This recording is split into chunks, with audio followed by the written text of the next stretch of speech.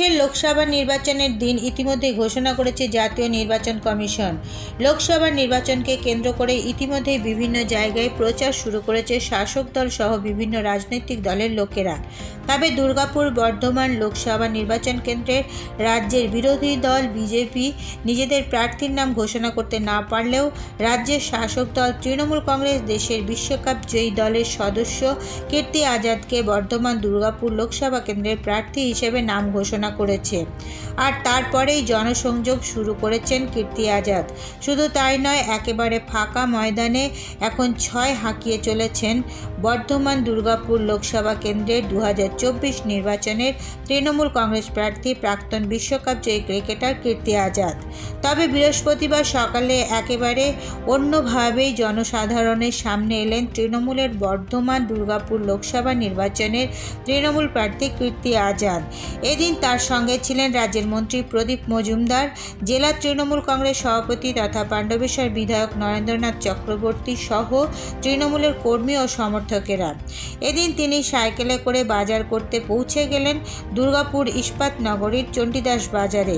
হাতে থলি নিয়ে বাজার করলেন শাকসবজি, মাছ সহ নিত্য প্রয়োজনীয় সামগ্রীপত্র। এর পাশাপাশি কথা বললেন বিক্রেতা সহ বাজার করতে আসা সাধারণ লোকেদের সঙ্গে। বুঝতে চেষ্টা করলেন দুর্গাপুরের জনসাধারণের মনের কথা। এর সঙ্গে সাধারণ মানুষকে বললেন নিজের দল ও তৃণমূল দলনেত্রীর মনের কথা। সকাল সকাল রাজ্যের মন্ত্রী, পশ্চিম বর্ধমান জেলার তৃণমূল সভাপতি সহ দেশের বিশ্বকাপ জয়ী ক্রিকেট দলের সদস্যকে সামনে পেয়ে খুশি চণ্ডীদাস বাজারে উপস্থিত লোকেরা সহ বিক্রেতারা।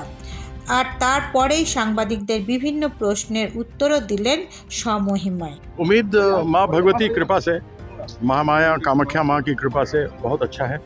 और इसमें इस बार कोई दो राय नहीं कि ममता दीदी की जीत सुनिश्चित है। वो जिस तरीके से एक मुख्यमंत्री के रूप में ही नहीं, लेकिन एक दीदी, एक माँ, एक बहन, एक बेटी के रूप में जिस तरीके से काम करती हैं और माँ माटी मानुष की बात करती हैं, तो हम तो यही कहेंगे कि आगे आने वाले समय में पूरे देश भर के जितने मुख्यमंत्री लोग हैं वो दीदी की तरह ही लोगों के बीच जाकर उनको सुविधा देते रहेंगे। और यहाँ के अंतिम व्यक्ति तक दीदी का जो अलग अलग योजना है उसका लाभ पहुँचा है और लोगों में बहुत उत्साह है।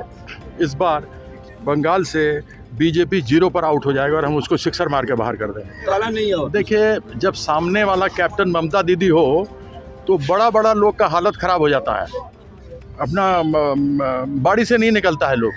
तो जब दीदी जैसी शेरनी होगी, महिषासुर मर्दनी होगी, जिनको बोलते रहे 200 पार लोग बोलते रहे, तो यहाँ पर तो बहुत बहुत बड़ा महिषासुर सब आता रहा और सबको दीदी हराती रही। बोला 200 पार करेंगे, 100 के अंदर आउट हो गया और दीदी 200 से कितना आगे, पिछला बार से भी 5 सीट ज़्यादा ले आई। तो उनके सामने कोई बाहर निकलता नहीं है, क्योंकि उनका व्यक्तित्व लोगों के बीच में दीदी का इतना बड़ा है और दीदी बहुत सिंपल है, साधारण है। इसलिए हर एक व्यक्ति, गरीब से गरीब व्यक्ति, समाज का अंतिम व्यक्ति भी दीदी से अपने आप को संबंधित समझता है। और यही कारण है कि इस बार 42 में 42 हम लोग बंगाल में तृणमूल पार्टी जीतेगी। पोलिंग के सामने डर गया है। अच्छा, एक चीज, यूसुफ पठान आपका जूनियर है। हाँ। वो आज से ही वो प्रचार में जुटे हैं, उनके लिए कोई मैसेज? नहीं, यूसुफ बहुत अच्छा लड़का है। देखिए, 1983 में पहली बार विश्व कप हम लोग जीते और अगर दूसरा किसी ने उसका अनुकरण किया तो 2000 की धोनी की टीम में यूसुफ पठान था। यूसुफ पठान एक गरीब परिवार से आता है और वह जानता है कि लोगों का दुख दर्द क्या है और हमको पूरा विश्वास है कि वो आगे आने वाले समय में दीदी जो उसमें विश्वास रखी हैं, जो आशीर्वाद दी हैं, वह लोगों की सेवा करेगा। यही है कि सामने साफ सुथरा काम करो, लोगों के बीच में जाओ, लोगों के बीच से भागना नहीं चाहिए, उनके सुख दुख में अवश्य रहो। कोई काम हो पाए नहीं हो पाए, ज़रूरी नहीं कि सब काम होगा, लेकिन सुख दुख में, विशेष करके दुख में साथ रहना बहुत आवश्यक होता है। क्योंकि आप जनप्रतिनिधि केवल कुर्सी पर बैठने के लिए और पार्लियामेंट में जाने के लिए नहीं है, लेकिन लोगों के साथ सहभागी हों उनके सुख दुख में, यह भी बहुत आवश्यक होता है। बहुत अच्छा लगा। देखिए, हमारी पत्नी को पार्किंसंस का तकलीफ़ है, वो आई हैं हमारे साथ में। वो पहले, आज से 5 साल पहले तक वही सब कुछ करती थी, लेकिन अभी हम लोग अब आ गए हैं। घर में पूजा भी, बाड़ी में पूजा भी हो गया और गृह प्रवेश भी हो गया। तो सुबह सुबह क्योंकि लंबा अरसा का रहना है तो हमको जो जो वो भाजी लेने को बोली हम वो सब भाजी ले लिया है और ले करके जाएंगे।